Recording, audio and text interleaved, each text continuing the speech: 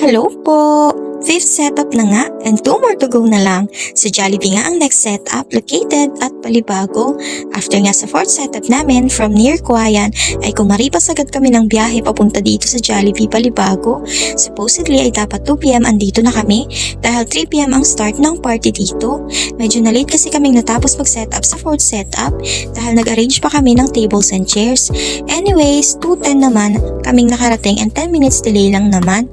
Pero malaking bagay na din yun dahil ilang akyat na ng mga gamit sana yun if ever. Second floor pa pala kasi ang venue dito. Pero dapat pa nga ay 2:30pm pa pwedeng mag-set up dito. Napakahigpit talaga ng Jollibee ever since. Imagine 30 minutes lang ang ibibigay na time tapos mag-aakyat pa ng gamit. Akala ko naman ay may nauna pang event pero wala naman pala. Kaya pagdating nga namin ay nagsabi ako agad na kami yung magde-decor. Ayun, buti at pumayag naman na. Sabi kasi ni client ay ayaw daw nung kausap niya sa chat. Anyways, ayun, pagkapayag nga ay nag-akyat kami agad ng mga gamit. Nagtulungan muna kaming lahat para mabilis bago ko pinaalis sila ate para sa 6th setup namin. Buti nga't napagdesisyonan kong paunahin na yung kapatid ko at si ate sa 6th setup namin, which is sa Pandan, para maumpisahan na doon, and pinaiwan ko si kuya para kaming tatlo ang mag-setup dito. Kundi magagahol kami ng bongga ni Papa.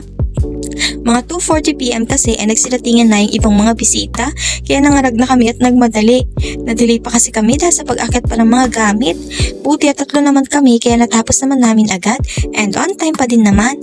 Imagine kung 30 minutes lang talaga yung binigay sa amin ay sobrang kulang talaga. Yung 1 hour nga ay muntik pang kinapos. Pero thank God at hasado na talaga kami. Good job Team Maghilas. Second to the last setup na nga kami niyan after dito. And here's the final look po.